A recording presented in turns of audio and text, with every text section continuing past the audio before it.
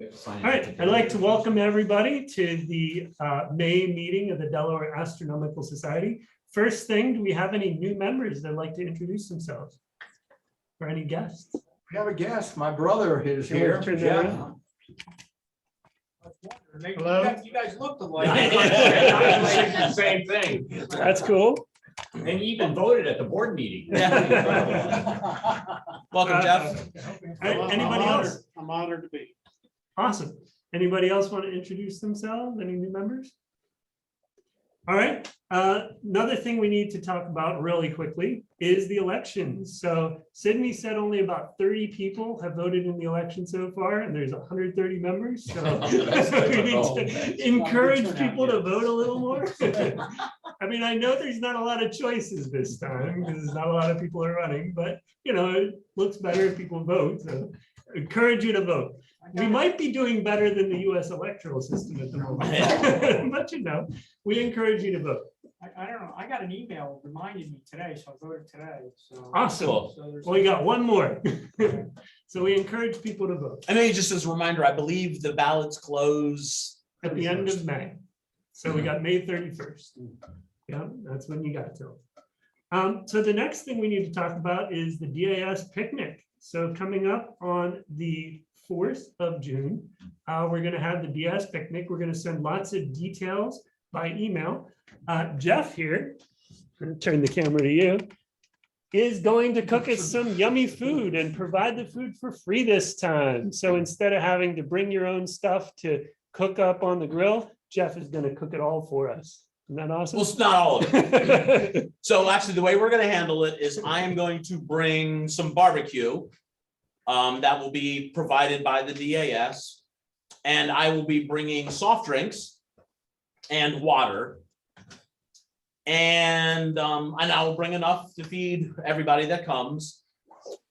We would encourage, I don't know if encourage is the right word, welcome DAS members to bring either a side dish or a dessert to round out the meal a little bit more. Again, I will be bringing soft drinks and water. As a reminder, there is no alcohol allowed on Mount Cuba, so we'll give you alcohol. I mean, we'll give you alcohol. Geez, we'll give you soda and water, and that's all you get.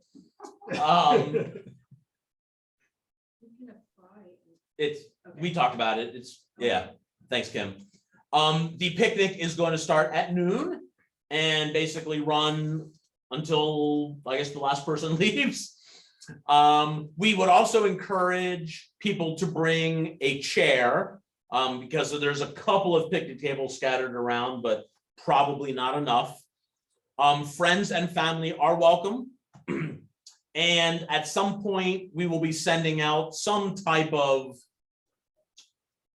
sign up or evite or something, because we would like to get a rough head count so I know how much food to prepare, as well as an opportunity for people to maybe suggest what sides or desserts they'll be bringing. So like as Greg Lee said earlier, so we don't get everyone bringing potato salad.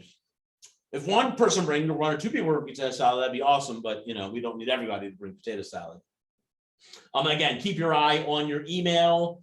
We'll probably send the official club email list and maybe also the groups.io. Again, we're really not trying to be exclusive with this. And what's behind all of this? We've done picnics in the past where we've just had people bring their own food. But as we've been kind of pent up in quarantine for far too long, and we did not do our usual dinner meeting for the 3rd year in a row, we were realizing, you know, kind of overdue. And so we decided to do this format. Hopefully, if things with COVID continue to, well, I don't know, stay calm because whatever's happening now, but hopefully we can resume the former mode of the dinner meeting in 2023. But for now, we're doing this picnic and the DAS will provide the food. I think that covered all the details. Yeah. It's again, Saturday at noon with a rain date for Sunday. And emphasis on rain date. The clouds will not deter us as they usually do with events, but yeah. So I think that's it. Keep an eye on your email. More details will follow.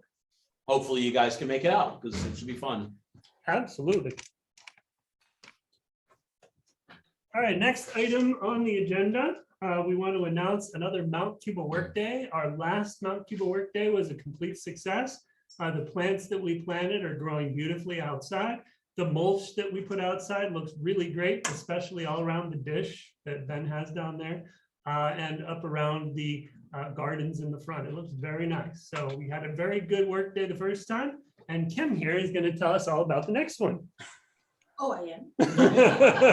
Come forward and tell us all about it. I just actually sent an email out to all the associates. I sent the one out to DAS previously, but we're gonna do cleaning and cleaning out, and cleaning, I mean scrubbing, not just, and maybe some painting if we can do that as well. But that's pretty much what we will be doing. Any special, like last time, any special tools that people could bring? I don't think so this time. I think we have everything that we need. Cool. Just maybe gloves, Yeah. gloves, but besides that, I have everything else we need. No chainsaws or anything. Well, no, I brought one last time. What's the There were problem? two people at Yeah. chainsaws last time. Serious. we cut everything up And- the last I'm time. sorry, Siri. Oh, and lunch will actually, I will be providing lunch and beverages. Fantastic. So if you're going to attend, please send me an email so I can have a head count though. And it's on the 22nd, correct? 22nd. This coming Sunday. It's coming From Sunday. At- 10 to 2. Yep. So everybody take note of that and come on out. It should be a good old time. Very nice. So the next thing we wanted to announce is the book club meeting. Mary?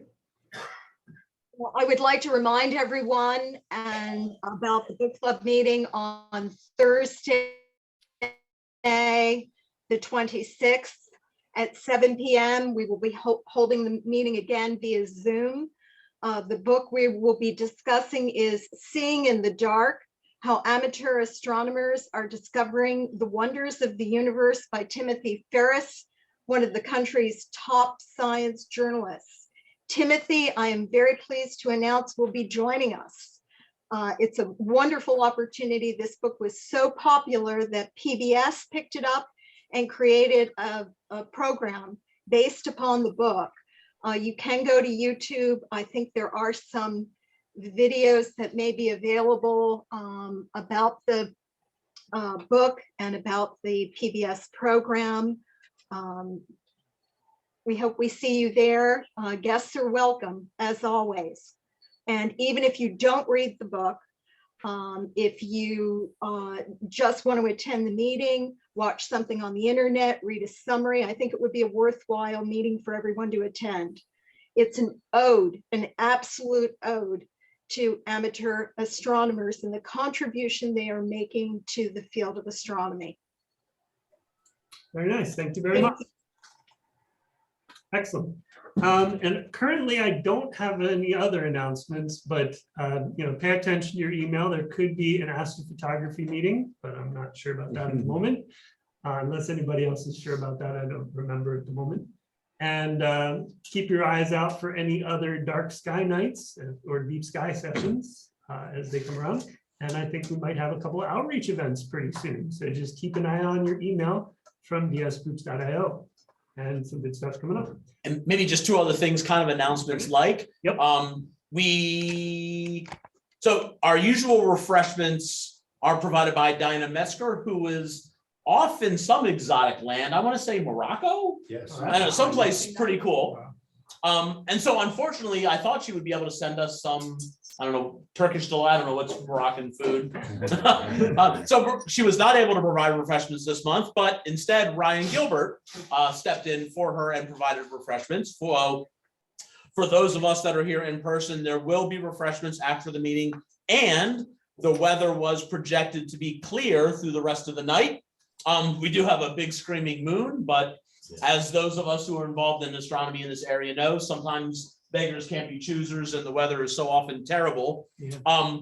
A little bit of a sneak peek towards the end of the meeting, we are likely going to be doing a live feed of one of the telescopes down in the Salwin of some objects. But once the meeting breaks, if people would like to go down and use telescopes, again, There's a big screaming moon, but it's supposed to be like 1% cloud cover. So, if there's interest in opening up a scope or two, we could certainly do that. So by all means, stick around, and it's, God, dang near perfect weather out there too. Yeah, So beautiful. That's please good. stick around after the meeting. So as Jeff was saying, basically, I'm going to do my presentation first for this evening, and then I'm going to be heading out to set up the equipment so that I We should can get that provide video that on. live view of the equipment at the end of the meeting. So what I'm going to do is I'm going to go out, connect the cameras, hook up the scope, turn it all on, and connect a Raspberry Pi to it. And what we're going to do in here is we're going to remotely connect to that computer, that Raspberry Pi that's down in the observatory, and control it from here. And everything I will be doing at that time is something any DAS member could do because it's all DAS equipment at this point, which is exciting. But I'm going to do my presentation about Mount Cuba, associates and stuff like that first, so that I can get out there, unless you want to do first. I think it might, do you want to go last, Rob? I think Oh, that we would can do make that more, yeah, why don't we do it Yep. that way? I'll keep my Because I mean, presentation. on Kim's that. gonna talk, well, yeah, between Kim and Dave, would you be up for saying a couple words on just the history of the organizations? I don't mean to put you on the Yeah, spot, but sure. And the So, other thing is, cool, I yeah. will plan on opening up the LX200 and running that awesome. off either my phone or tablet. Yeah. Sky Safari, so people how to do that. Yeah, show how that's, because that is pretty cool. It's Yeah. a really nice way to interface with it. Okay. So yeah, why don't we do it that way, We'll do it Rob? that way. I'll go start setting up. And so I'll go ahead and kick the meeting off then. Cool. Good plan. Yeah, so this month is going to be, I guess something a little different, something I don't know that the DAS has done in, I don't know, the 15 years or so that I've been involved. But a lot of activity is happening here at the observatory, and really wanted to take the opportunity to kind of,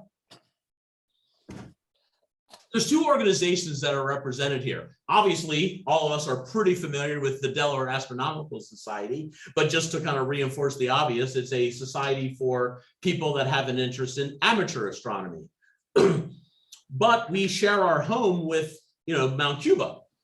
And a lot of people in the DAS are aware of what Mount Cuba is up to, but probably a lot of our members might not really be aware of what's going on, might not be aware of the history of the two organizations and how they kind of grew up together and kind of wove in and out of each other. And really the big emphasis that I want to make on tonight is how we can further strengthen that relationship between the DAS and Mount Cuba.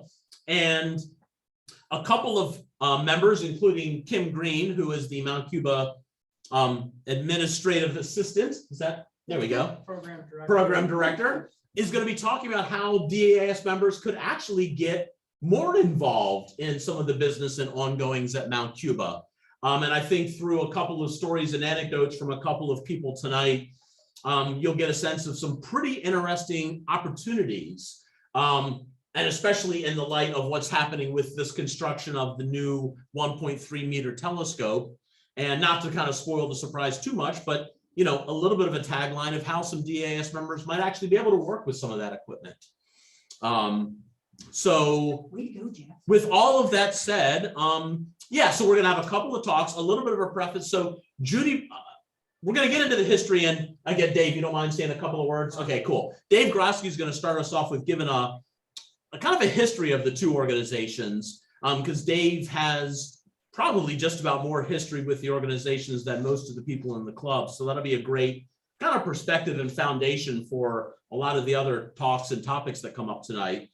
But then Kim is going to talk about, how DAS members could get more involved in the future with some Mount Cuba activities. And then Rob Lancaster and Scott Jackson are going to talk about actually how they've been involved in some Mount Cuba projects in the past. So, maybe for lack of better terms, the theme or the topic tonight is the past and the future of the relationship between the Delaware Astronomical Society and Mount Cuba. So maybe to kick us off, Dave, if you want to, again, just share as much as you want about the two organizations, how they started and how they kind of were connected. And then we'll hand it off to Kim from there. Okay, so I'm I believe the third director of Mount Cuba Observatory. I I became involved with the Delaware Astronomical Society when I was about 11 years old. Somewhere in the files is actually a couple letters that Kim's mom, who used to be the secretary up here, showed me that I wrote and got to get tickets for public nights. So, but Mount Cuba was started, and actually it was the brainchild in the late 50s. Those of us that are old enough to know that in 1957, Russia launched Sputnik, and that got the United States into a space race. And at the time, the DuPont company, DuPont Experimental Stations just down the road from here, was a huge hub of scientific research, industrial research. And at that time too, the company was involved with any type of science research in general they were looking into. There was a number of people that worked for the company that decided that they wanted to build an observatory because Delaware didn't have an observatory. And they wanted it to be a unique place in that amateurs could do actual scientific research. You didn't have to have a PhD if you wanted to do astronomical research. You just had to present a project to the board, and if the board approved it, you could do research here. So that was one of the main differences between Mount Cuba and other observatories. The late Dr. Herb Herglotz, who had a program on minor planets, said that if we can cultivate one PhD out of this whole organization, it would pay for itself. Well, we haven't had any Nobel Prize winners, Nobel Prize winners. So we haven't had any Nobel Prize winners yet, but we've had a number of people that have come through the observatory that have gotten the PhDs and have been involved with other types of scientific research, both within astronomy and with NASA and other things like that. So we have contributed greatly to society in general when it comes to astronomy. So again, back in the late 50s, a number of three or four people got together, decided to try to put this thing together, and they got funding. One of them was Irene DuPont, who was the former founder, former CEO, chairman, CEO of the DuPont company, and his family and his own personal wealth funded a lot of this facility. So about 1962 is when it was completed. It was smaller than what it is now. This room that we're in now did not exist at that time. The building setup is sort of a pentagram with wings. Pentagon. Excuse me, Pentagon. Thank you. No occult stuff going on.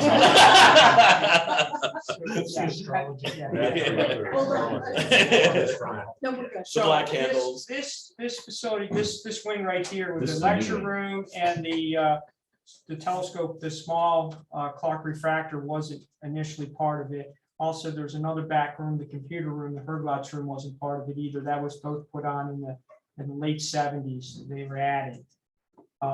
But the main building with the 24-inch Tinsley refractor was installed in about 1962, and it was on the cover of Sky and Telescope magazine.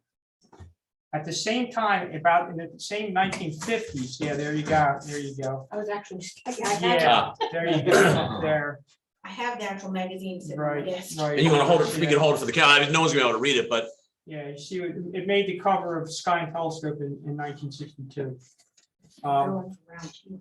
yeah. So, yeah, we're going for round two soon. Well, it's got an appointment already scheduled. Yeah. Mhm. So at the same time, about in the late 50s, the DAS was also founded by a number of people, a lot of them from the DuPont Experimental Station in General Science. And the two organizations have sort of grown up together, but they've been, like I said, totally separate. In the early 60s as well, the DAS decided to build a 12-inch telescope and install an observatory on the grounds of Mount Cuba, and Mount Cuba agreed to lease the land for, I think, $1 a year for a 100-year lease or something of that nature.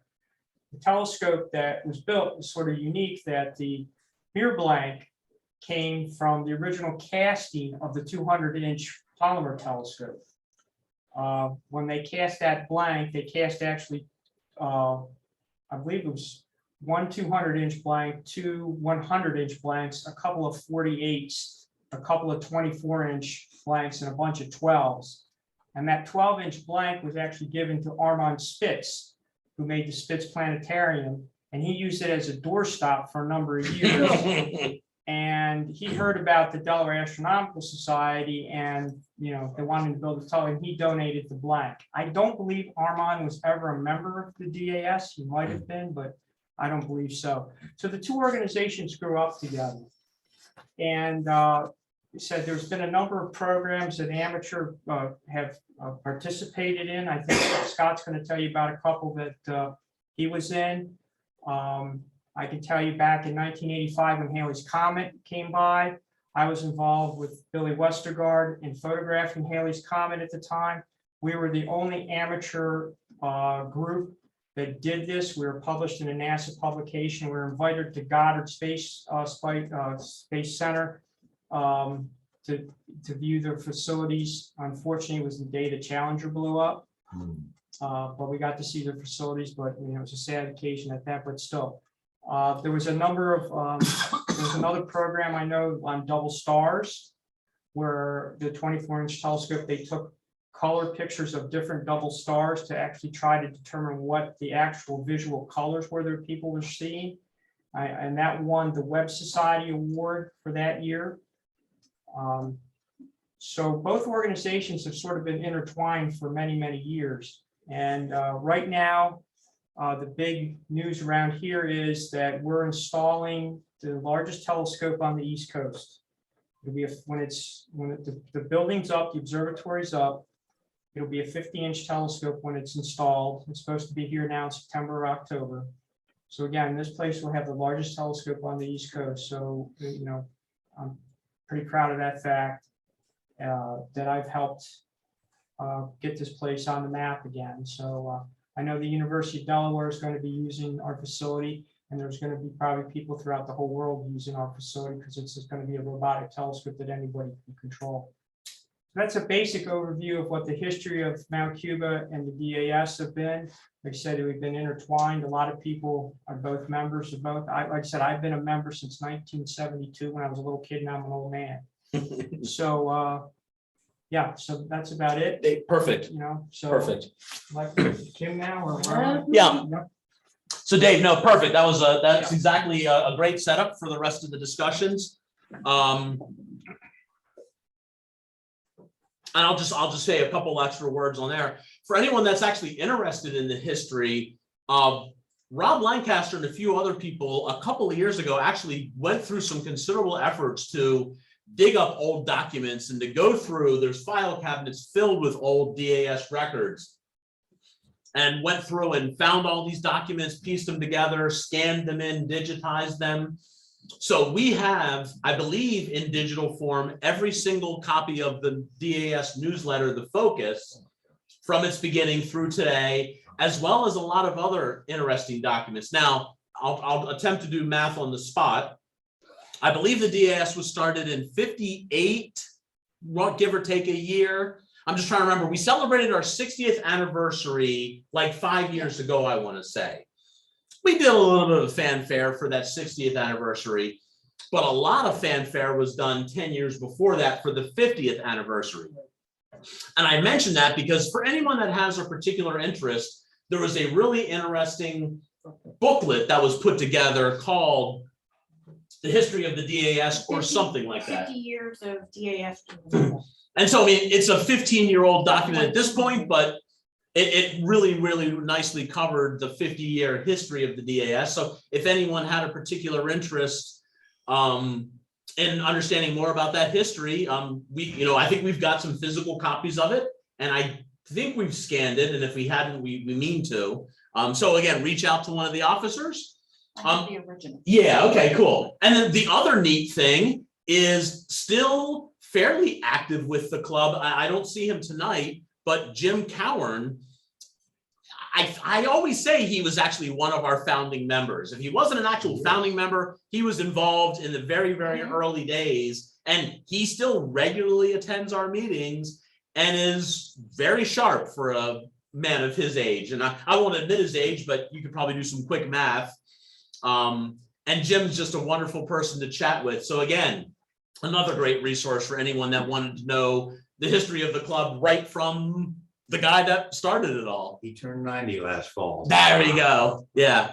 I mean, for a club that's 65 years old, you know, you can't be a spring chicken if you, so yeah, 90 years old, but still sharp as a tack and very happy to recount stories about, you know, the beginning days. So again, if anyone was interested, reach out and we'd be happy to make the introduction when Jim, you know, again, he's at more meetings than he's not.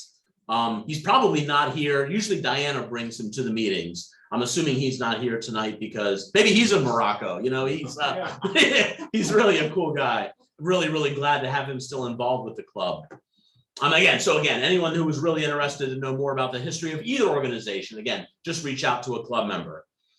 So with that, we will now segue to Kim Green, who's going to, again, talk a little bit more about the past, but really to kind of transition to emphasize opportunities now and in the future for how, again, the DAS could get more involved in the activities here at Mount Cuba. Absolutely. Kim. Thank you, Jeff. Okay, so for any of you that don't know me, Oops. my name is Kim Green. I am the secretary / program coordinator here at Mount Cuba. I've been around for a while. I've been coming here since I was 5 because my mom was the secretary here before I was. So they were gracious enough to offer me the position when mom passed, and it was my dream job, so here I am. So I would like to give you some information on 2 types of associates that you can become at Mount Cuba to help us with things. So we have an educational associate and we have a technical associate. Pretty much what they sound like is what they are. So an educational associate is someone who has astronomy knowledge. They don't have to be a professional. We can have an amateur astronomer come in here and tell us about their situation. So what they will do is they give us 4 times a year where they will come in and either host a program, co-host a program. Like I said, it doesn't have to be rocket science. We have children's programs where our associates come in and read an astronomy related book to our kids that counts as a public program. So we're always looking for people to do that. Now, because we kind of ask for a commitment, we do have a little application process because we would like to be able to always have 4 a year. If we have enough associates, we don't have to bug you that much. And like I said, that is a very relaxed program. You know, if you have something, if you are, you know, interested in a specific topic, you can hold a public night and bring in other people who want to talk about that topic. And like I said, you don't have to be an expert on it. We do not need physics, you know, degree in order to do that. So it's not as technical as the technical associate, which Dave and Rob and Scott can speak on. Do you want to as give well. the 3 flavors of talks? Yes. Or programs? Yes, Yeah. the 3 different types of programs we do. We do a Monday night public night, which is a lecture-based program. Like I said, it doesn't have to be a technical lecture. It can be toned down. Again, we're giving it to the public, so not all of them are coming in with knowledge. Some of them come in here fresh, just interested in something that they see. We also do a family night. We do those on Friday nights, and it is primarily viewing, if it is clear, or a planetarium show. Now, if you become an educational associate, you will be trained on how to use our planetarium. Scott writes a lot of the programs that are down there, and you can literally just push the button when he says push the button because he talks about the program. So if you get trained on doing that, you know, that's a whole nother set. There's different programs that you can run down there, talk about constellations, talk about specific planets. There's a lot of interest in just that. If somebody was interested in just running the planetarium, I would be all for that because we have a lot of our associates that don't have that knowledge, and you could host and co-host and partner up, and that would be fabulous. And then we have our children's programs. That's the 3rd. We also do those on Friday nights. They usually start in April. We didn't start this year in April, and they usually go through October. In the summer months, we try to do 2 a month so that the students get, you know, their fill of astronomy during the summer before they go back to school. We don't do them through the whole school year because it's hard. They got enough going on. Sometimes we'll throw one in here and there. But again, we have some books here that you can come in and read books. Lynn King is a member of DAS. She comes in and dresses as Caroline Herschel, and she comes in and reads a book, and the kids love it. So, you know, it's all about getting them when they're little and pulling them in, and anybody can do that. So then the second type of associate we have is a technical associate, and that is somebody who is coming in here to do research or to help with research. I'm going to make it very simple, and I do have documents. If you guys are interested, I can pass them out to you. I can also email it to anybody who is not here tonight, so you can look over them. A technical associate has to be approved by the board. We do it with all of them, but the technical associates more so than the educational associates, because they want to make sure that whatever you want to do research on is an approved program or something that you're going to, like, you have to write and be published with most of the research. Now, there will be different opportunities. In the past, we've done things like Dave was talking about. We worked, Dick Hurd did study flare stars. Jack Fisher and a bunch of other guys, they worked in the Minor Planet program. We did Hayleys Comet, and there's a multitude of others that I don't personally know about, but you know, we're going to be moving forward with the new telescope, and I know that there are a couple other professors that Judy has talked to us about that are going to be interested in doing. They're going to. I know Vero uses the spectrograph. There are some that are, you know, they have a vast array of things that they're going to be looking at, and they will need assistance as well. So there will be opportunities. With that opportunity, Judy has asked me to speak on her behalf because she can be here tonight.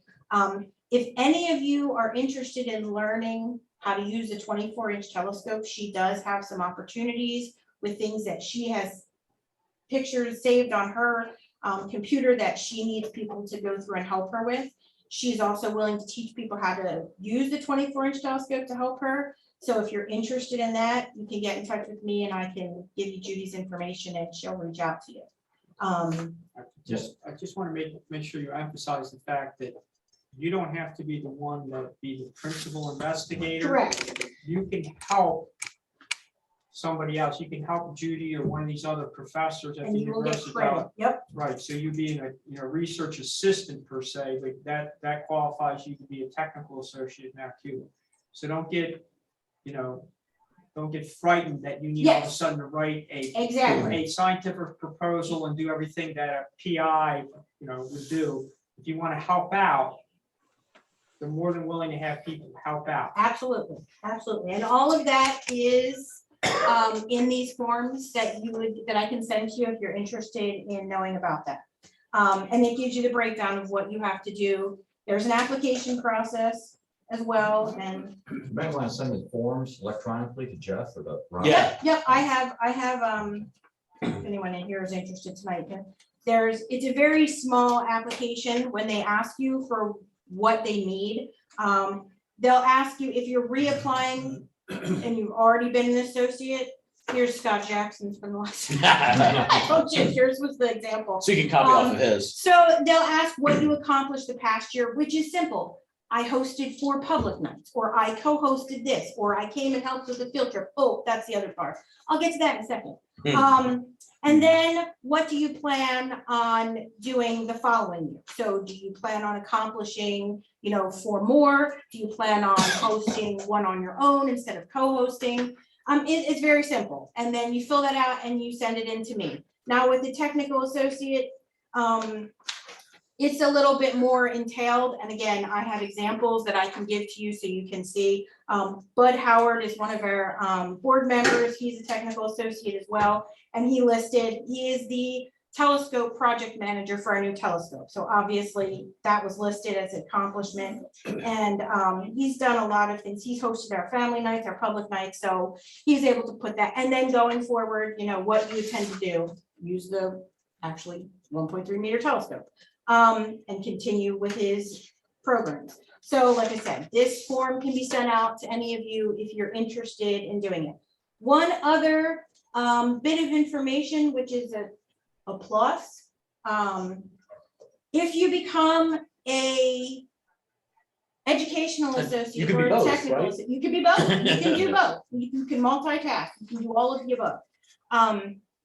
Usually when you first become a educational associate or a technical associate, you will be accompanied by another educational or technical associate, so you can get the ropes, because there is, a checklist of things you have to do when you're here, when you leave.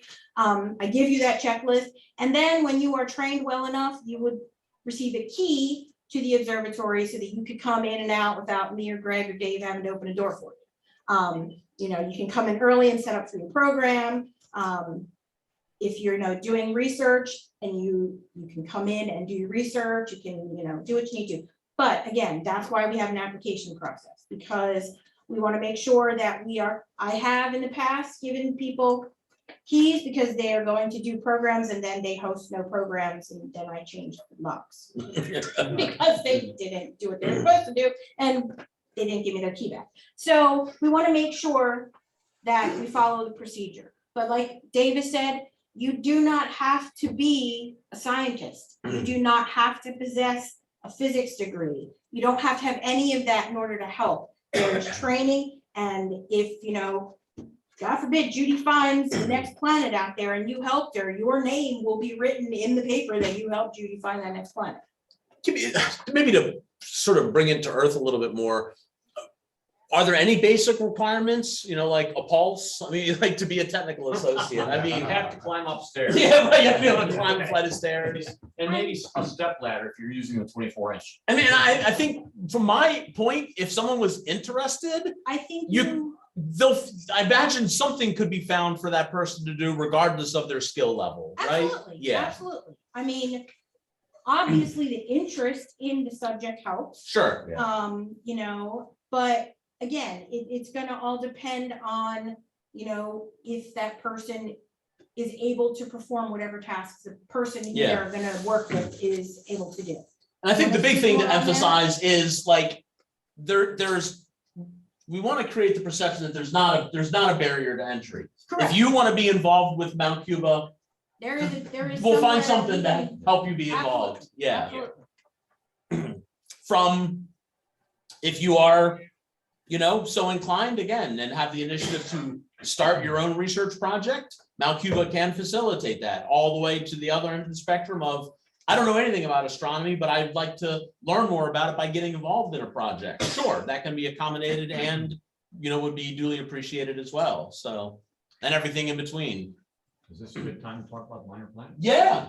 Okay. And I guess Dave looked like he had something. he was gonna Ah. say. No, I'm just, I agree with what you guys said. I think that the only basic requirements are that you have some knowledge of astronomy and some basic education of science. I mean, but besides that, we welcome all. Yeah.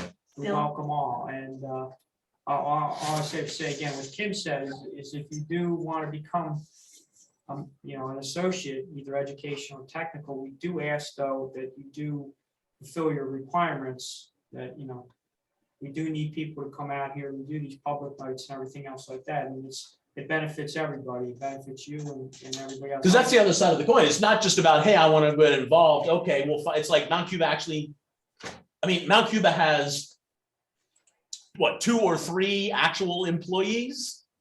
Yeah. If you count Judy. Three becomes Three checks us. Yeah. And so it relies on people like DAS members to get things Absolutely. going. Right, and the other thing is, again, you don't know who you're gonna influence.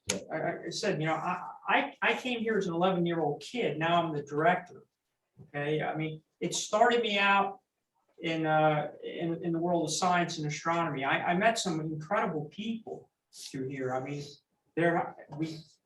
haven't met a Nobel Prize winner, but I have, because of the DAS and what we sponsor in the Vernon Lecture, I've ate dinner with the 3rd man that walked on the moon. Yep. And shook his hand, which was amazing to me. And I've You also, did meet a Nobel Prize winner, the guy that Bud brought. right, Yeah, yes, I did. Yeah, and we've had some amazing people that have given Vernon lectures that have been incredible scientists. the person, the woman that headed up the Saturn mission. Carolyn Forgo. Yeah, for many, many years, amazing people that I've been, never meet.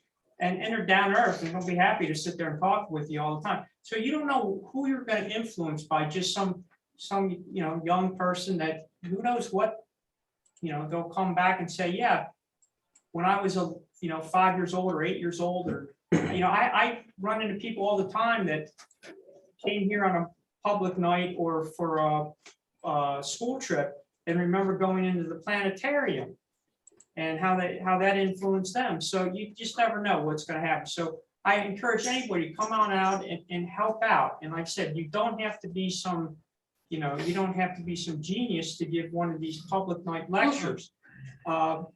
Just like Sheila Vincent, when I did one, I co-hosted with her, she used an astronomy program and just showed people what was going to be in the night sky that night or around about this time of year. And everybody just ate it up. They love that kind of stuff. And of course, people come out here, the biggest thing they want to do is they want to look through the telescope. And if it's clear and you can operate the 4-inch telescope up there and show them something, or one of the other telescopes on site, that's what a lot of people want to do. You show Saturn, you show people Saturn for the first time, and you hear a lot of OMGs all the time. And they don't believe that you actually can see this kind of stuff, even with a small telescope. So you don't know who you're going to influence and what life you might actually change in a positive way. So come on out, help out. We're here. It's what we want.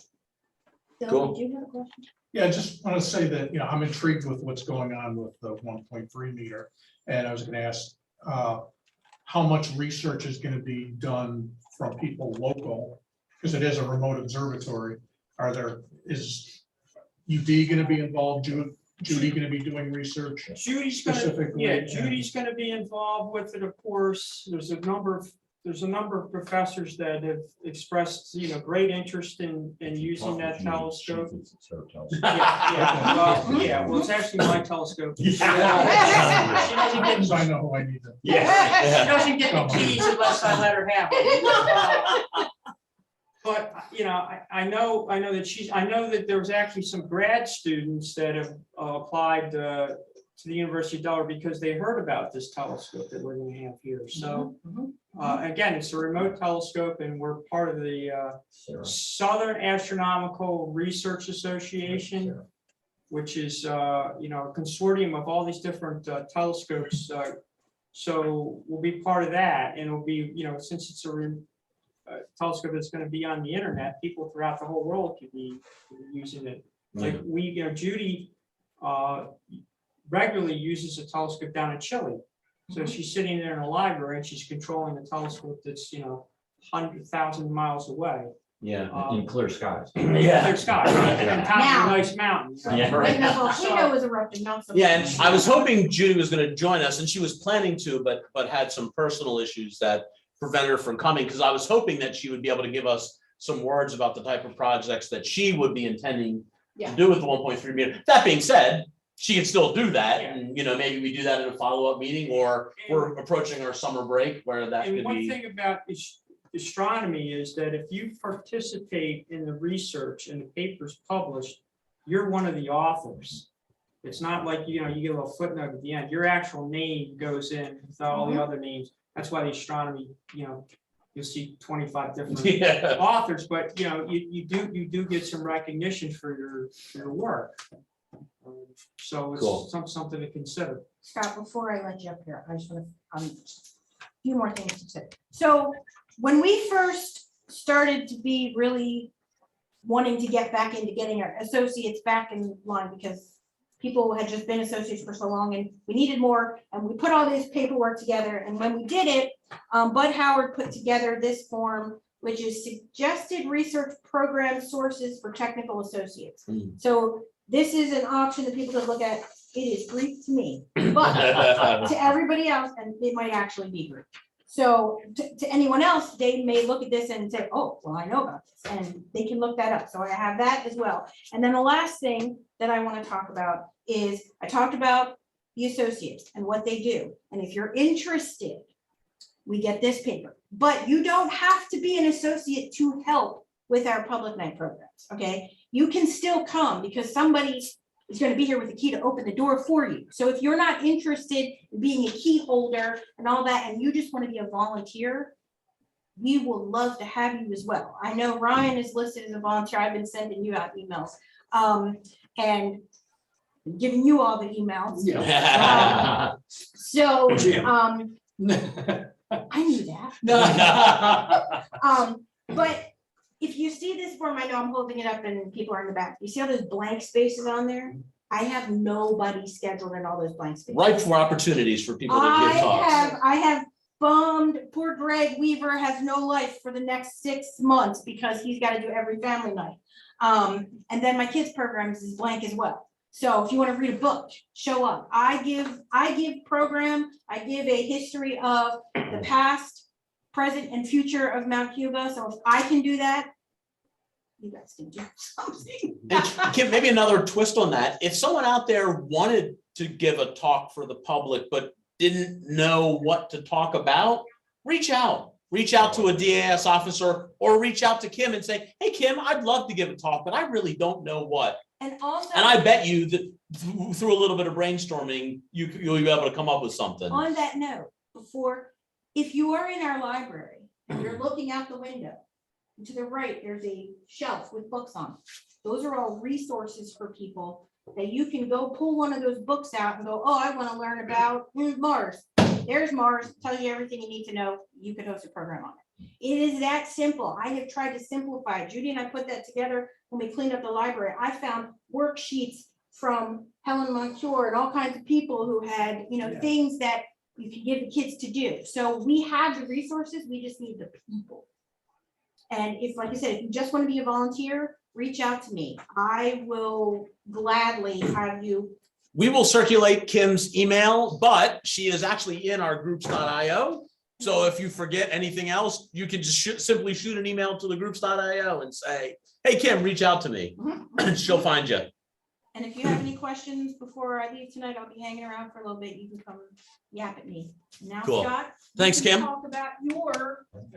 So thank you, Kim. So to transition a little bit from let's say from the abstract to the specific, Scott Jackson is actually going to talk about some specific research projects that he's been involved in. So I want to talk about specifically the Minor Planets program. So that was probably one of the earliest programs here, I think. And it was started by Herb Herglotz. And I got involved probably in the late 70s. And when I discovered the DAS and I discovered Mount Cuba. And Herb was getting on in age, but the whole concept about the Minor Planet program was at that time, there was a basic problem with all the star catalogs, and that's called consistent error. And so you'd have different star catalogs, and the actual positions of the stars in the stars catalogs actually differed a little bit. from one catalog to the next. Well, yeah, and that's because the what's called the first point of Aries, which is sort of the center point, the zero meridian in the sky, you can't stick something up there. Okay, so the Russians came up with a program where, and they solicited help from a bunch of observatories throughout the world, where they would have people observe minor planets, asteroid. And they had a listing of like 30 different asteroids, and they'd give you an fairness, that is a prediction. And you could go through and select what you think you'd get after that night. And with our 24-inch telescope and using technology at that time, which is glass plates, and I don't know where the heck we still have them. Yeah. You would find the field of view, which isn't easy, and then take a series of plates and actually see the asteroid move across the field of view. In some sense, that's the easy part. The next thing is you have to reduce the data. So we actually have a plate measurement engine that we stole from an observatory up in Swarthmore. We got it from Swarthmore, and we got rid of it, right? I think we tossed it. Parts of it are still around, I think. Yeah, but in any case, it's sort of ancient history. It's sort of cool, but it's a statement of how things were back then, because this is before CCDs.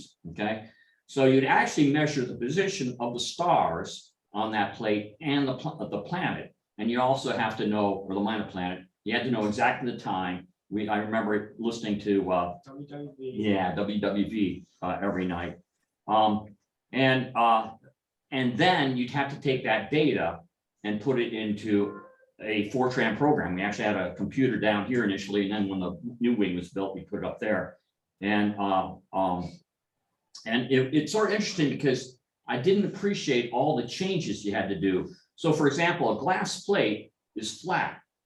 What you're looking up in the sky is actually spherical. So you actually had to take and correct for the fact that you're on a flat plate looking up to the sphere in order to accurately know where the stars are. And in addition, depending on the altitude above the horizon, you had differential refraction, which you had to take into account. So all that had to come out. And at the end of the day, you came up with what you thought the precise position, it's called astrometric observations, of the minor planet was at that precise point in time. And it would be usually a series of 2 or 3 data points for that night. Are you using the term minor planet and asteroid interchangeably? Yeah. Exactly. And so we every Friday night, we had every Friday night. Jack Fisher was involved later on. He was actually my manager at DuPont for a while. And he got involved because he wanted something to do with astronomy and got him up here. I don't know if you remember Glenn Bach, but he's one that I think actually became a professional. I think he got his PhD. He works at I don't think he has a PhD, but he works at Goddard. Okay, yeah. So he was a little kid. He was in high school. He came, bright kid, great to have him. John Richards, I don't know if anybody remembers him, but he worked with me at DuPont, a PhD chemical engineer, and he was really good with the programming because the computer program was just nuts, to say the least, when we got it, but be that as may. So it was sort of fun. We had to get all this data together, and this is a great story. So we'd gotten all this data together. Herb basically had, I'll say, retired. He couldn't do it. So I was sort of the head of the program. We put it together in a big table. I wrote out this English thing, and I said, oh crap, we got to send it to the Russians. And I'm thinking, I don't know if they understand English, So the funny thing is, my next door neighbor, I knew she spoke fluent Russian. She could, and her parents were from Russia. So I went over to her. I said, hey, listen, can you translate this letter? And so that I can send it to the Russians. And also I need to know how to correctly postmark or address the envelope. And she did that. And I remember seeing her write out longhand the translation in whatever, the Cyrillic alphabet, right? And I'm thinking, oh God, this is terrible. I mean, I don't think anybody can understand this, right? So I said, I kept my mouth shut, sent it off. About a month later, get a note back, right? I said, oh, great. And I open it up, and it's all in Russian. So I'm thinking, I guess I should have told her that she was translating, right? So I sheepishly went over. I said, hey, Vicki, can you tell me what they're saying? This is what their response. And she starts reading to herself. She didn't say anything to me. And she starts smiling. She says, can I show this to my mom? I said, yeah, but what's he saying? The guy at the other end in Russia says, and this is the Soviet Union, by the way, at the time. He says, you have the best Russian we have ever read from the United States. And so here, Vicki was saying, I gotta show this to my mom because she will not believe it. Because she was brought up in New York City in Russian schools, and she was taught to speak and write Russian. You could never tell because she has no accent whatsoever. She went to Cornell University. She graduated a year ahead of me. So, and I remember seeing her there, believe it or not. And so that was a great story. The other funny story too is, so we would work late into the night, and sometimes we'd leave here around 3 o'clock in the morning, right? And Friday night, remember that, right? So I remember I lived in Hopkins Drive. Remember that Carousel Mobile? Yeah. And coming back, it was on Route 7, and I was driving down, and all of a sudden I saw these headlights going into my lane. And I said, holy shit, right? This can't be good. And then he moved out again, and then moved back in. I said, oh man, this guy's got to be drunk, right? He's coming right at me. So I had to pull off all the way to the side, boom, goes right by me. And I'm thinking, well, maybe I should stop going up to the Mount Cuba on Friday night. Yeah, geez. So what's different now? So back then, glass plates, astrometric observations, you had to do this careful data reduction. The fact of the matter is, we stopped doing that.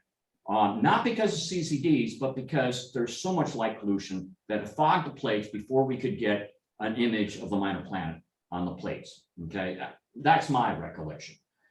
This was before CCDs, and it just became really not really worthwhile trying to get after, because most of these objects they wanted us to go after were very, very dim. They're on the order of about, I remember 14, 15, 16th magnitude objects. And then what has changed is the CCD, both on the 24-inch and then all the electronics we're going to have up on the 1.3 meter telescope. I don't know. I know that you can do astrometric. Oh, one of the things too is because we had this capability to do astrometric observations, that is precise positional astrometry. We actually participated in Hayleys Comet. So one of the things they wanted to do is they were sending probes out to Hayleys Comet, but they needed to know exactly where it was in the sky. So as it was going in its orbit, they had to change the direction of the satellite. And so they asked for observations throughout the world. We were, as Dave said, we were one of the few amateur organizations that actually provided data to NASA, and that was pretty cool to say the least. And it has everybody's names on the thing. So what has changed is CCD technology. The light pollution hasn't changed. I just don't know how deep we can go with CCDs. I know we can stack images, thinking about astrometric observations, there still is a need for that to a certain extent, especially for periodic comets, long range comets, things like that. Whether we can do that or not, I'd have to check with Judy. I don't even know if we have the data reduction, even though it's in a CCD format now, you still have the same issue. You have stars, you have to identify them, and then you have to measure the position of those stars. You can do that with a pixel count, but at the end of the day, you still have to convert from a flat plane to a spherical plane, and you have to account for differential refraction. I'd have to check with Judy if we can still do that, but that's the kind of thing that potentially with a CCD camera on either telescope we can still do. I know on that list that Kim just put out was the desire to look for exoplanets. And so that's something that a lot of amateurs are participating in. I just don't know if we can do that in a light polluted sky like this. Oh, yeah. Or not. Yeah. You think you can? Yeah, okay. There's guys have been doing it with 12-inch scopes to find the planets, right? Okay, so as long as you can deal with light pollution sky, as long as you got the signal and noise ratio, you're probably okay. I think that's one of the things Bureau's doing. Yeah. Yeah, so, and the 1.3 meter telescope would be perfect for that, to say the least. So there is a lot of opportunities. I saw on the list from Bud that he had a lot of variable stars in there. The first few are actually well-known variable stars, the set-by variables, and I don't know if there's any additional calibration that need to be done, but the cataclysmic variable and the irregular variables certainly are great areas to work on, to say the least. So, Any questions? Make sense? Yeah, so again, just to really emphasize the theme of the night, Scott threw out a bunch of names of, I hate regular Joe DAS members that were involved in this project. This wasn't, Albert Einstein and Isaac Newton getting together on Friday night. It was, Unless Glenn Bach changed his name, so. Right, exactly. Cool. Well, thanks a lot, Scott. Again, it probably was really cool to get involved in a project like that back in the day. And, I'm assuming with the 1.3, there'll be, maybe a little more resurrection of some of those types of projects. Next up is Rob Lancaster, who, Here it comes. There it goes. got it, perfect timing. So Rob Lancaster is going to share a different type of research project that he was involved with. A little bit more recently, so. Sorry, I was just getting some things set up. I had to wait for some stars in order to get it set up. So what I'm going to do really quickly is share a little presentation I made the other day. Just a second, let me load this up. That's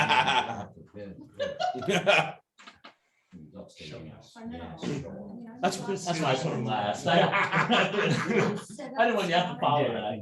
Oh, boy. Judy would. Couple things in the I made a chat. lot of copies. Oh, Rob, you want to take a peek in the chat Oh, before we go any further? could do that real quick. Okay, cool. Very nice. Thumbs up, look at that. Really quickly, I'm gonna move this out of the way. All right, so I'm gonna Ooh. talk a little bit about. Why is it showing that? What's that? Why isn't it showing you? He made it too small. You know what? I think we're still connected in the other room. Oh, I'll hang it up. Can you hang that up? I was just walking past. Yeah, that. that's why I closed the door because it kept echoing. Right. It's like, we why forgot to do I turn that hear off. myself? We forgot to It's turn that off. unlocked, Jeff.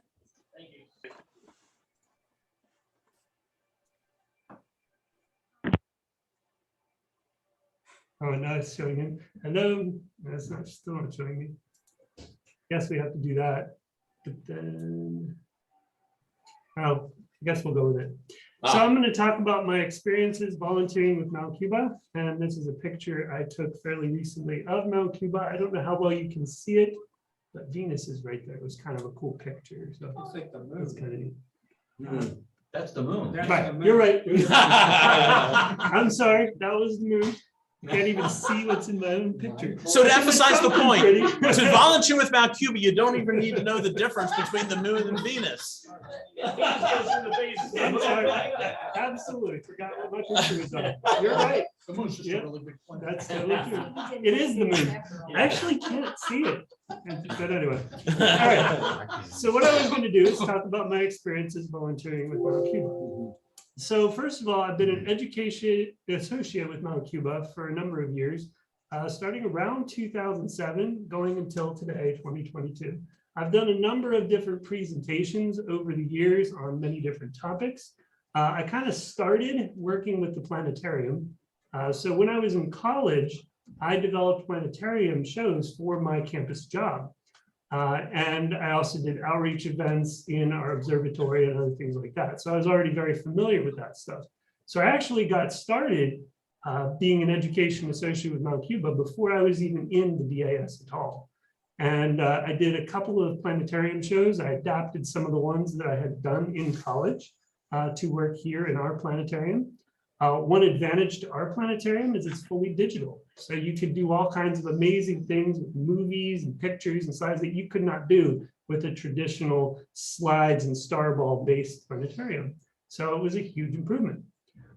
So I did a few shows with that. I also done a number of outreach events for Girl Scout groups, as you can see here, for other groups as well. I think this was Aeronautical Club that came out one time.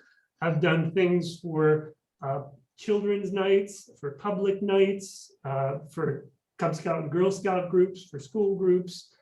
There was a group of lawyers came out here one time. Oh, yeah. Oh, boy. They were cool. We had a lot of fun with them. And we had some summer camp And they light groups. Didn't sue us? Yeah. And we also had lifetime learning folks. So they're kind of on the older side, but they're still excited and interested in learning. So I've had a number of different groups out here over the years. Also, I've done things with the Science Olympiad.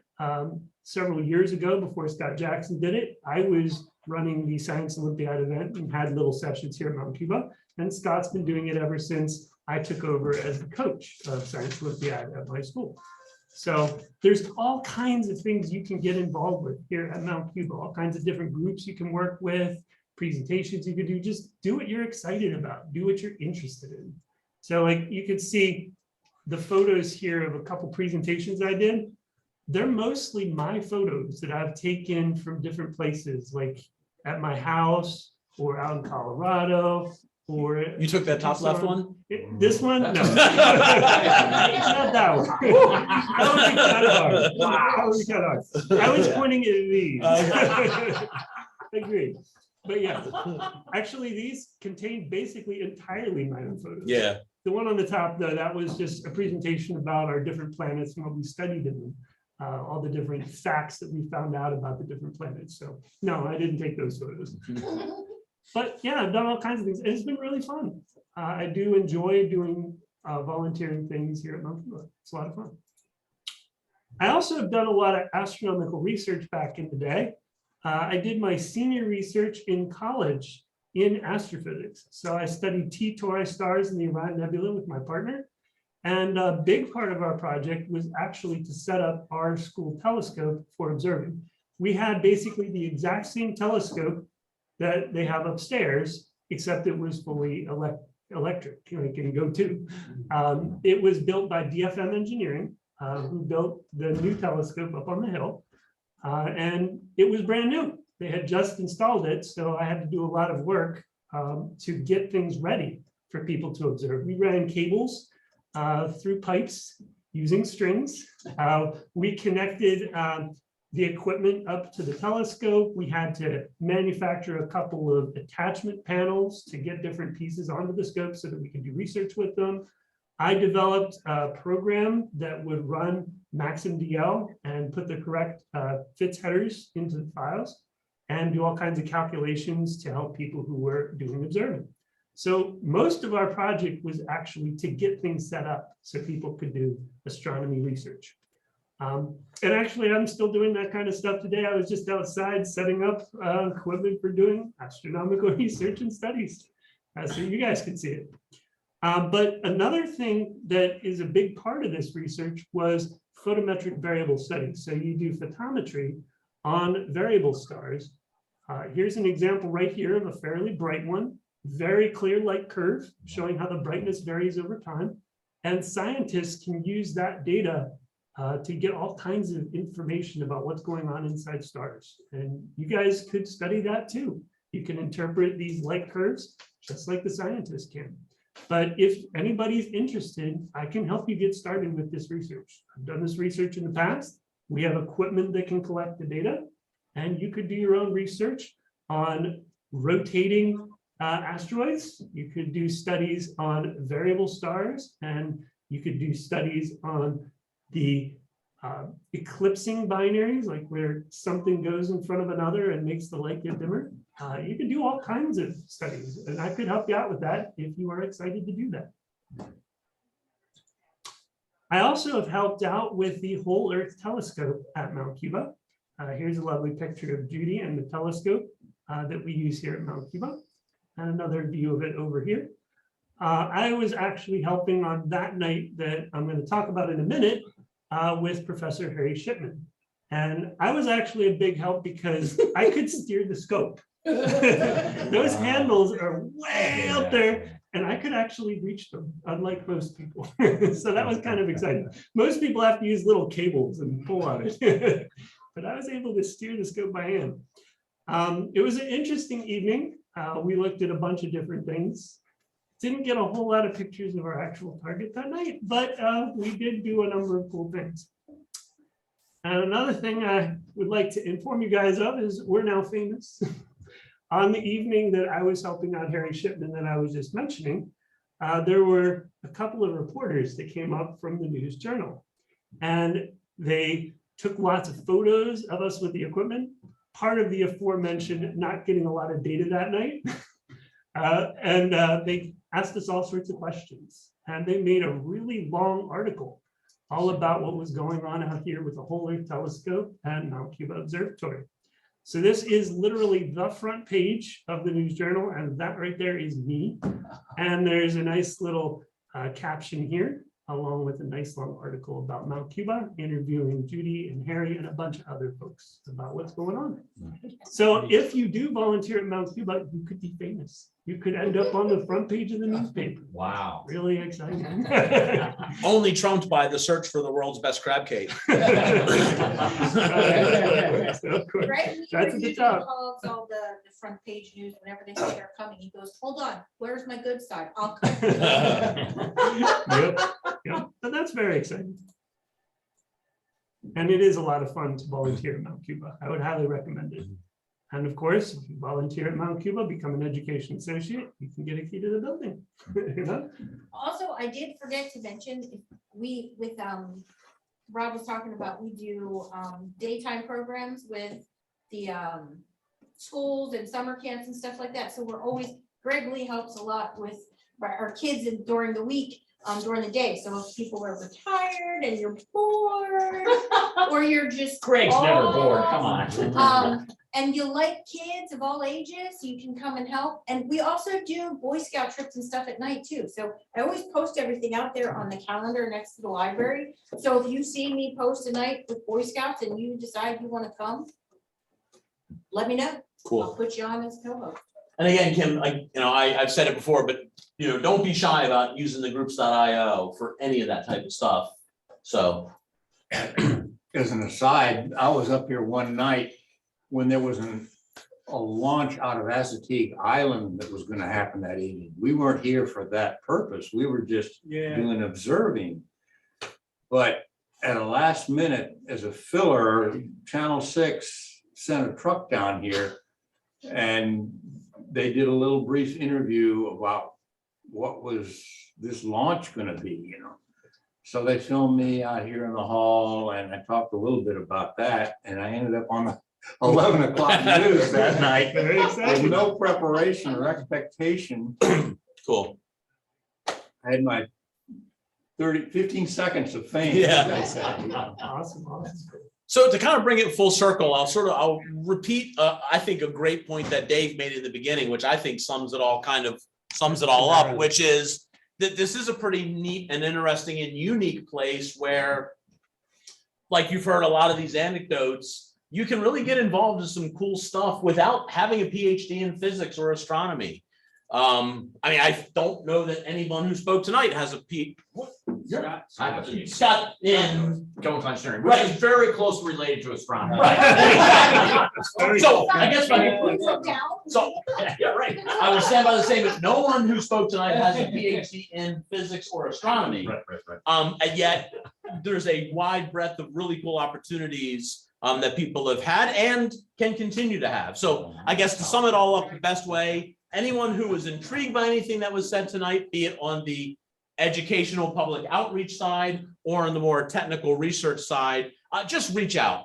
Again, whatever your interest level is or whatever your technical level is, if you have the interest, we'll find a way to help you to get involved. So again, want to give another thanks to everyone who spoke and shared their perspectives. That kind of closes out the first section of the program.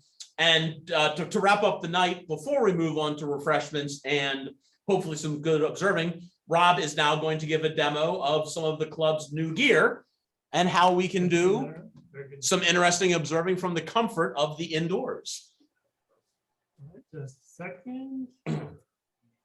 So what I just did was I just launched the VNC viewer, and VNC viewer is currently looking at the desktop of the Raspberry Pi that we have out there in the Solid. Which is the computer that's connected, yeah. Yeah, it's the computer that's sitting out in the Solid right now, strapped to the back of the telescope, the DS 12-inch, and it's on an HDX 110 mount, and we have a computerized focuser, and we have two cameras attached to that. One's connected to the main part of the scope, where the eyepiece would normally be, and the other one is in a second scope, which is a 50-millimeter guide scope, so that we could do guiding if we like. So right now, you can see this is where the telescope's currently pointing. This is a planetarium program, one that I helped program. And right now, the telescope is pointing at that location. I could right-click here, and I could tell it to go to that spot, and it will slew the telescope. And you can't see it right now, but the telescope out there is currently slewing to the new location. And it's as easy as that to go from one object to another. Say, I want to observe this galaxy, right click on it, tell it to go to that galaxy, and you can take photos of it or view it and all sorts of things. I haven't fully set it up yet. I was setting it up. I connected all the cameras. Unfortunately, still a little too bright. Yeah. Let me just see if I can get an image that is solvable. Because right now what I need to do is plate solve the telescope to let it know where it's currently looking. So it's going to take an image. It's going to look at that image. It's going to do what we call plate solve it, which is to run it through some algorithms to figure out where exactly is that pointing in the sky at this time. All the stuff that Scott Jackson talked about that they did with Yeah. glass plates and Fortran programs and this and that. And now it's, I'm not certain, you may be right. Yeah. now it's a click of a button and Yeah, I mean, this is a dream. 10 seconds dream of- come true from the 1970s. Scott and I were doing glass plates and everything else like that. And I remember the first time I used the CCD and I took a picture of the Horsehead Nebula over my street light over my house, and it took 15 seconds to show it. And it's like, it would take 2 hours on glass plates in dark skies. So it's just amazing what a CCD can do. Rob, right now you have some stars in there. Any idea what the magnitude of those? Oh, those are probably pretty dim stars. We're Okay, probably right. talking like 10th magnitude, 14th magnitude. But you can find out because it will, after the plate solves, it'll know what those stars are. Need to choose maybe a different field real quick. Let's try it. You probably can pop on 1151 or something like that and actually Get start some to nice- try to image it. Well, you gotta get it to know where it is first. He's doing the alignment right now. The telescope is not aligned yet. That's really cool looking software, like something I've seen in a movie. Oh, yes, absolutely. Yes. So will this launch ICBMs too, or? Yeah. No, I don't think so. Where do you think that targets? Yeah, that's what I was thinking. What's the donut I'm seeing in the middle, Rob? That's a dust donut. Oh, no. Yeah, so the problem is, of course, that we have a full moon this evening, Yeah, and that means that we have a very strong background in yeah. the sky. Okay, so we have plate solved. It knows where it is, and we could probably do another field and maybe do a M81's couple. nearby. What's that? M81's nearby, isn't it? Yeah, right. It's right there. It goes 81, 82, there you go. Mhm. Click on that, I yeah. usually do a couple plate solves before I go to an object, but you know, we could plate solve on that area of the sky. Yeah. Oop, doesn't hurt. So this plate solving routine, basically what he's doing is the telescope is calibrating or orienting itself in space. And what it does is it takes a picture and gets the star pattern and compares that star pattern to a database of Patterns. all the patterns, stars that are in the sky and says, oh, it's here. So it knows in which direction the telescope is pointing. For anyone that's used a go-to mount and they do a 1-star, 2-star, 3-star alignment, Oh, it's there. this is basically the same process, just way more automated. Yeah, we don't really need to finish Well, that solve. how plate solving works, it actually, it makes, thinks a trapezoid. Yes. It calculates the trapezoid there's the as a object. unique pattern, and then goes through this whole database and finds that pattern. That's how it does it so quickly. Yeah. And I was There's too many amazed, and things on yeah, the I looked screen. it up a couple of weeks ago, exactly how it's working and how There it's we go. finding stuff. So yeah, there you go. So what I can tell you is I actually wrote the code that does this plate solving. It calls on astrometry.net. And I actually modified astrometry.net to work as a library. I've written a couple articles for the Focus, and you can read all about that in there. So this presentation isn't about that, so I won't go into too much detail about that, but it does a very nice job, I think. You can plate solve basically a JPEG image that you have no information about in about a second or two. So how bright are those stars? Pretty dim. Okay, well, can you tell me? Not right now, not without more calibration.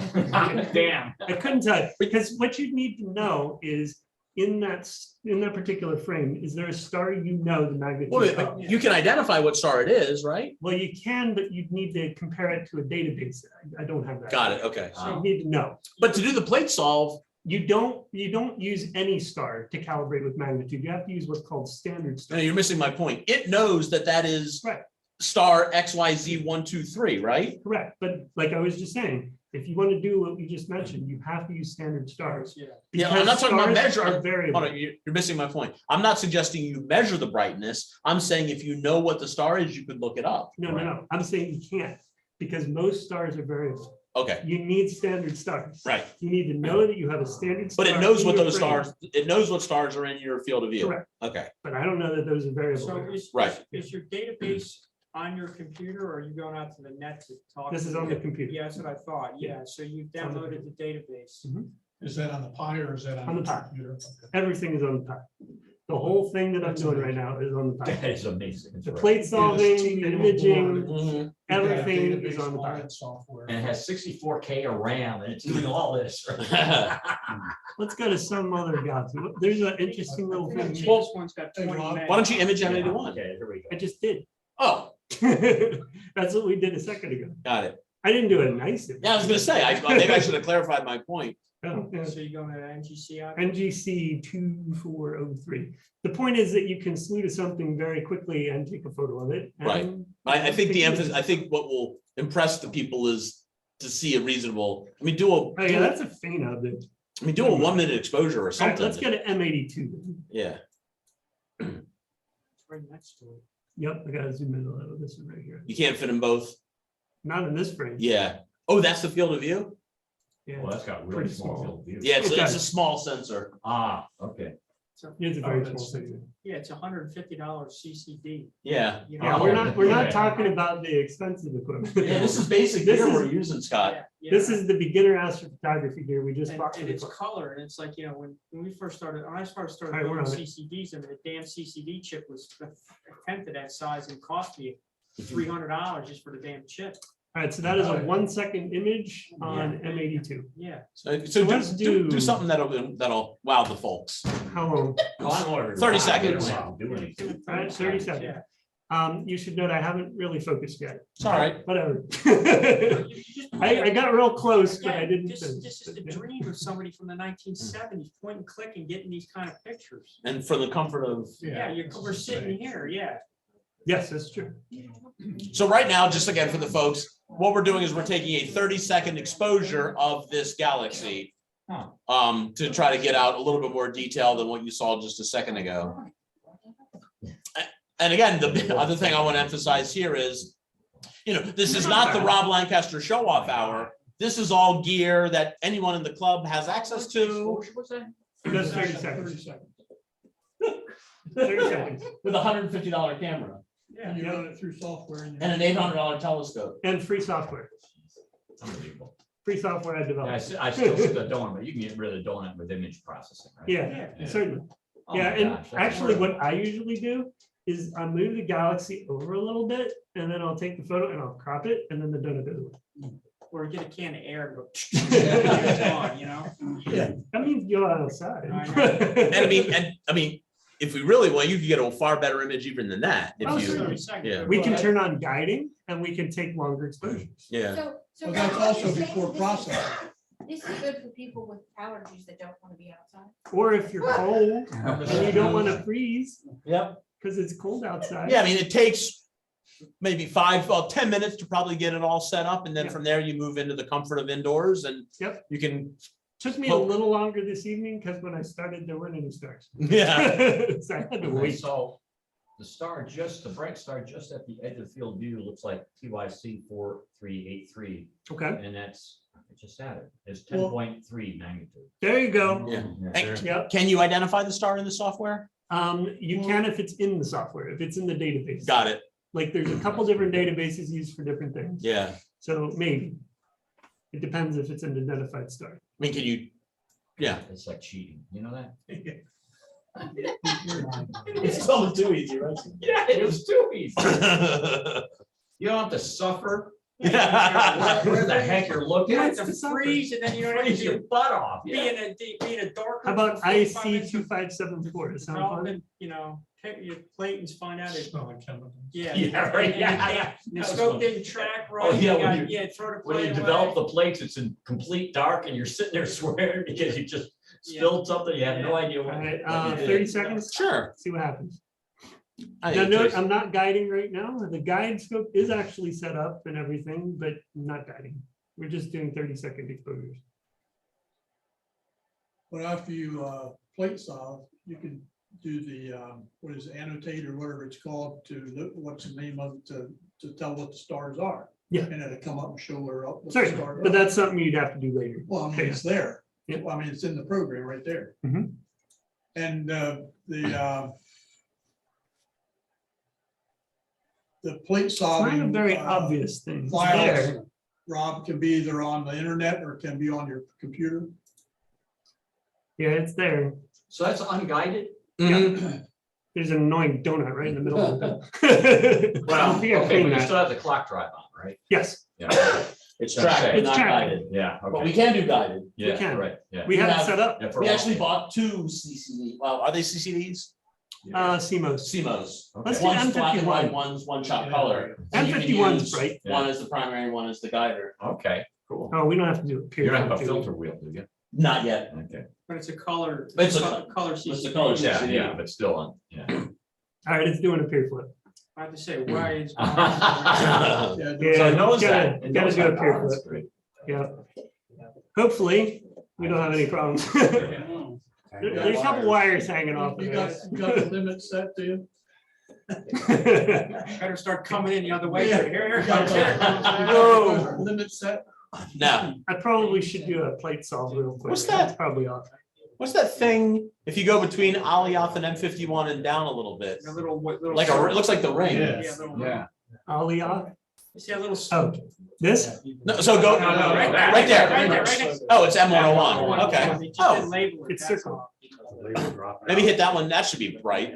No, it's not. No, it's not. 51 is much brighter. 51 is Okay. probably- Yeah, that, We gotta do a plate solve Yeah. just in case we're not on it. Capture it. See what happens. Look at all those double stars. Huh. Yeah, that's because it wasn't Oh, done that's moving. amazing. It wasn't done moving when I took the photo. That was a while ago though. That's when we did it before. And this is on a 12-inch nude. We can do the same thing on a, we have a 5-inch refractor. Oh, it might be pretty close. That's also on a, We got the About polar it, alignment yeah. pretty good, so didn't we? this is not the Solomon telescope. It's in the song. it's in the solid, but it's not the original. Yeah, okay, This is a moderately newer, okay, okay, All right, we it's a played solid. 12-inch We were off a F4. little bit. okay. on a moderate Right, okay. O2 mount. Yeah, yeah. Cool. All right, it's gonna solve again. It was a little off, but not too bad. And I think that's because we did spend all that time polar aligning it last time.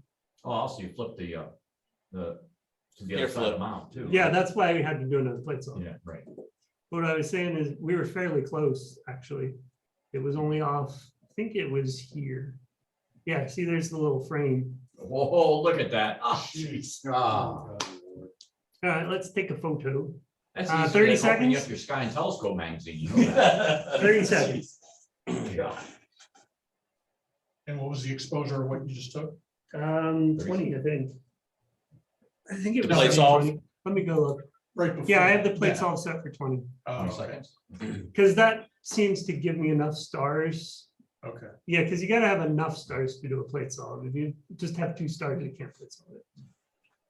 So again, anyone that's interested in this type of thing, what I would say is come out on a Tuesday. Tuesday for astronomy workshop. And Not bad. generally, if it's a clear night, Holy crap. Rob and some other folks will be doing this stuff. Or if they're not, they'll be- yeah. Yeah, it's not bad. Jeez. Yeah, I probably could focus that better, but it's pretty close. Cool. So is naked eye astronomy dead? I mean, when I say naked eye. This naked eye, is a I'm dirt. blind. So I can tell you one thing I like to do is just sit there and go from object to object and look at it. And Just not like really we're save doing, the data. Like right now, I haven't saved a single image. But we went around, we looked at some different Yeah, things. right, yeah. It's a different kind of observing. I think, Ron, Fred you tend to do Dillon that would too, say right? to your sorry? question, You like to no do way. that sometimes Oh, too. yeah. He still It's goes to fun. all ends of the earth. And stuff. That's a one-shot Get card? photons in his Yeah. retina. Yeah, and goes to dark sky sites Mm-hmm. and things like that, yeah. You have to be antisocial to do that. What were we saying before? M101? Yeah, give it a shot. Yeah, why not? We're there. Why not? What the hell? Yeah. It's right there. And maybe we'll. And so obviously, if people are, if you have questions about this, actually, maybe do we pause and say, does anyone have any questions about what we're doing here? Hold on, how do I bring that back? I hit all the people. Now I don't know where they went. I think the thing is that you're still, you got a $5,000 amount. Yes, that's true. Ah, You got some money tied up. in it. Yeah. It's not- But you can do this with less expensive. Oh, yeah. Yeah, my mount's a lot cheaper than this. I think it's less. And than more that. importantly, it's a $5,000 mount that anyone in the club could use if they were interested. Absolutely.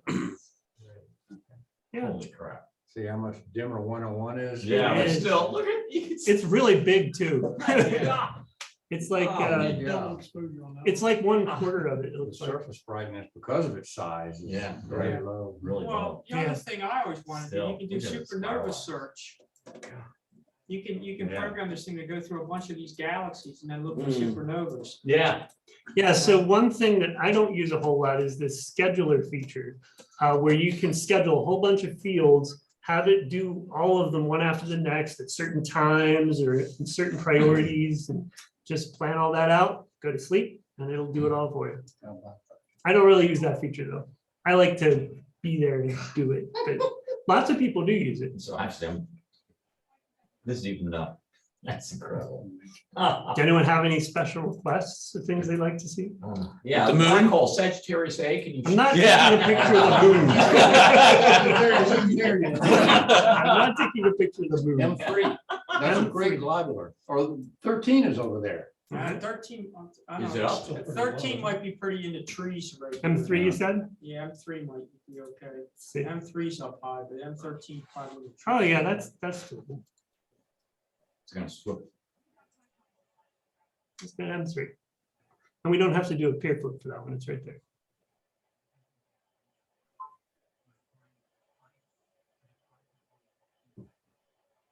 All right, we are there. Do we trust or do we play some? I'm gonna trust. Take a 30-second exposure and we'll see what happens. It might be there, it might not be there. I've done a couple plate solves. Might be enough. Hey, Rob, why don't you try NGC 4647? That's the one that has the active supernova, and it might be on the way out there. I took a picture of Thanks, that Jack. the other day. Thanks, 40 Jack. 46, 47?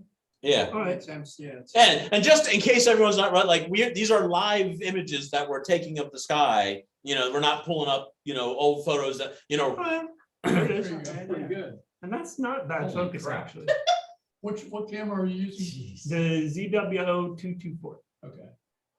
What's It's the not focal bad. length? The focal length? 48 inches.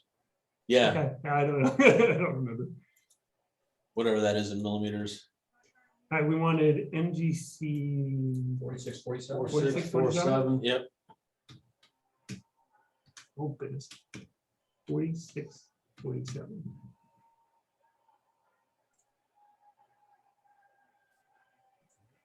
Should be Let me do that should be again. right near M60. Yeah. Yep, definitely. All right, let's Yeah. just go there. Yeah, there it is. Sounds good to me. So Jack, you want to just give a quick, That would be a good target too. intro to what we're going to now, since you suggested it? Because see, you can see Yeah, by it's an active supernova in Virgo. our It's on the way out, but it was really bright a couple of around The April recent 26th. It was supernova. found. Is this a type 1A? Do we know? It says Jack's talking, but we're not hearing. Oh. Jack, we heard you a moment ago, but we're not hearing you now. Did you mute him by mistake? Don't think so. Give me a second here. This thing is right in the middle here. Go to maybe the gallery.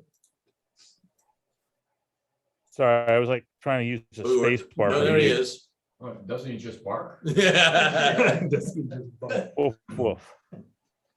Oh, we're off. I don't want to hear anything about that Franken. Oh, but there it is. That's the Yeah. supernova. Oh, for crying out loud. See, it's right, but the one at the bottom is M60. Right. Yeah. So take a second. I bet you a good majority of the folks have no idea what we're looking at here. Well, let me do something real quick. Yeah. So this little feature I'm about to use is something I programmed about 5 years ago when I first got started. It's the recenter telescope feature. So I can click on that and it will recenter it. On- Physically Rob? move the scope, Physically yeah. move the scope to recenter on what I just clicked on. That's one. Hey, Rob. Yeah, I added that feature Oh. myself because I got annoyed at always having to slew left. Oh, it's not there yet. Slew right. Oh, it's not there yet. I'm like, we've plate solved it. We know what coordinates are at where in the image. Why can't we just? Didn't I complain to you about that?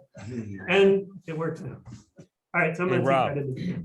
So assuming that's. a Rob, type it's Jack 1A again. supernova, I'm gonna if you I'm gonna knew what share the with you, apparent before you magnitude get into was that. off the software, you could immediately calculate the distance to the thing.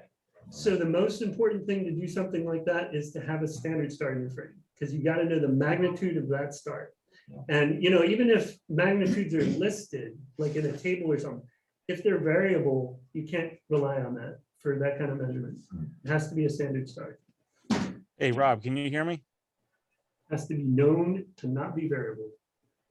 Yeah, All right, that's not bad. so talk through what we're, I mean, Good job. some people know what we're looking at, but I bet you a bunch don't, All Rob, right, so. so real quick. Hey, this Rob, one, Rob, it's Jack. You got, It's one of the Messier objects. It's a fairly bright galaxy. This is a nearby from our line of sight galaxy. And in this galaxy, there is a supernova that is right there that was recently discovered. So that supernova got really bright. I think it was about a month ago, or maybe a couple weeks ago. I Well, don't we can remember. still see it. It wasn't that long ago. And it's been fading ever since. I think it was 2 weeks ago at least that we took it. Oh, something popped up in the chat. Ah, okay. Oh, there's some info about it. So I'm not just guessing. I think that came up. Let's see. Yep. There's some info. April, 16. okay. Oh, that was like a month ago. We can't hear you, Jack, for some reason. We heard you when you suggested this object, but we haven't heard you since. He's not muted. He is, oh, yeah. Lucky you. Lucky you. That's Lucky great. you. You guys are talking over Jack. Yeah, we can't hear him. Is somebody? Oh, now talking he's up? muted. Maybe we need to mute ourselves. Hey, how about now? Can you hear me? Yeah, he cut through before. Is our amp off? Can anyone? Yeah, can somebody else, anyone on Zoom? Just say something. We want to do a test. Jim? Hello, Yeah, it works. Okay. and I was hearing Jack. Okay, Really? I think our amp was turned off Oh, somehow. maybe you hit it with your foot? Maybe. We can hear How about now? Jack. Can you hear me? There's We Jack. can hear you now. Yeah. Unlucky you. Sorry, yeah, I guess I hit it with my foot. That must be what happened. Okay. Yeah. We gotta do something. Amy does that all the time. She Yeah. mutes me. So it is, it resembles that of a type 1A supernova, okay. That makes sense. So Rob, so could you, if you go back to the image, the live image that you took, But that's the other thing, though. You want to look at this. It's also an ARP. It's one of the ARP catalog, Halton ARP's catalogs of the interacting galaxy pairs. So you're getting like a 3 for with one image here. And I believe that's also, is that the fireworks galaxy? I can't remember, but it might be the one they nicknamed the fireworks galaxy because it has all the supernovas and it's, you know, constantly going off like fireworks. Popping all the time, interesting. now, what would be involved to find out if one of those stars is a reference star or whatever you called it? We'd have to look it up in the catalog to be sure, like some catalog. I don't have that. Look up handy. what? Look up the star, like find the catalog of the star, find the But what's, particular what coordinates. are you of saying, star. the star? Whatever star is in the picture, like any stars in the picture. So you can find out like, okay, there's a bright one, just point to any one of the bright ones in that image. Yeah, I can point to it, but it's not gonna be easy. Like these stars are dim. I understand. So how can you find out what star it is to look it up? We would need to cross correlate the positions of the stars in our image with the catalog. Mhm. And we'd have to find out if any With of the them RA are in index. Our RA index of our image. Got it. So Could it you knows the, search- Could you search for the nearest reference star to an object? We don't have that feature in the software right now, but Right. I'm sure Well, we let's could. get on it, like, come on. Yeah. Let's You get should, on you it. could. Something you could add, I suppose. If only we knew somebody. Yeah, yeah, cool. No, great suggestion, Jack. Thanks for that. certainly. Time. And it's weird. I mean, that supernova is, I mean, almost as bright as 50% of the stars in that image, which is crazy. Sure. After a month. Mm-hmm. Sure. Yeah, It is a month, yeah. I thought it was a month. Yeah, it was around. yeah, that surprised me because you think Pretty sure. type 1A would go away quicker because it's an exponential decay, whereas a type 2 actually goes through a plateau and then decays for about a month or two. But it was really Because of bright. the afterglow from the nickel. Should we transition to snacks and? Sure. That's interesting. But Rob, for everybody who had that, when you had that image up for a second ago, Rob, Yeah, for everybody didn't realize what we were looking at there, but if you looked at the two galaxies and it looked like a field star was in the galaxies, no, that was a supernova. Yeah. So Right. that's one of the stars in that galaxy just said, Load up. I'm out of here. The heck with this. yep. It exploded. And That's kind of gotta be resigned what? epically. 50 million light years away or? Yeah, Sure. so the I'll dinosaurs tell you in a all second. down, you know. That we actually calculate. Yeah. I'll tell you Yeah. how far away it was, or how long ago it was, Jeff. Give me a second. Yeah. Yeah. Yeah, so that's the other weird perspective is it's not like the star just blew up. It blew up 50 million years ago, Yeah, totally, totally. So true. late to the party. This one could be interesting.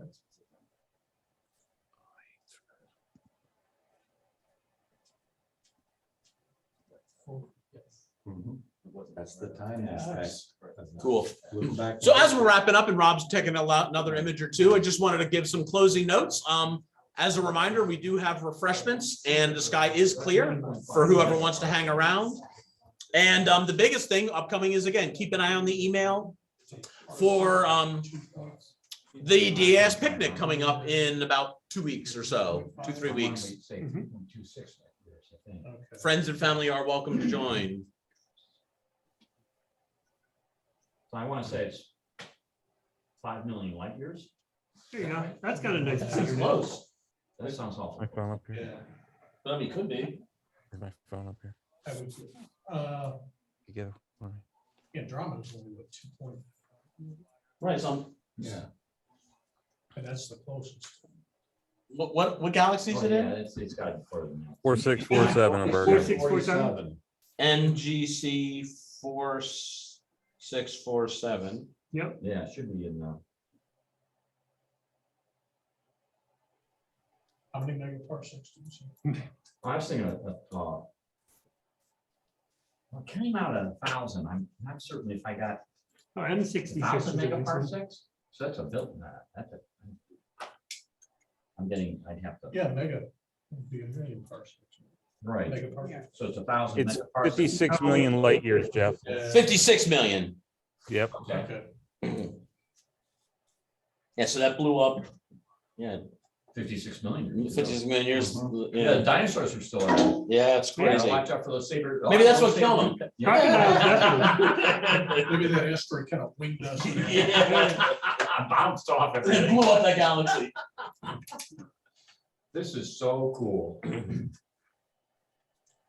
Do they have numbers for stars in other galaxies? I- don't know what he's asking. Like, are the individual stars in other galaxies numbered? They do I have was saying numbers in the for closest one, the globular. LHC. Yeah, globular clusters and They'll have numbers for. Yeah, for the globular clusters, yes. But they're a lot closer than galaxies. No, No. globular No. clusters and other galaxies are Same just as distance. far. Oh, away. right, okay. But He's you- talking about globular clusters in another galaxy. Oh, Yeah, but the only galaxy you can resolve globular cluster, I thought was M31. Yeah, with M31, Andromeda. yeah. Everything else you can't resolve. You can probably do it in the LHC and Maybe. SMC. Yeah, maybe. That's not true, Dave.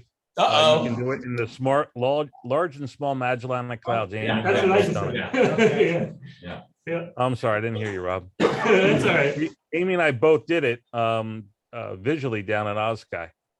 There you go. Wow, cool. It's time for. Yeah. It's time I agree. for- Cool. Well, again, that ends the formal program. Thanks to everyone for Thank you, helping. Rob. That was very interesting.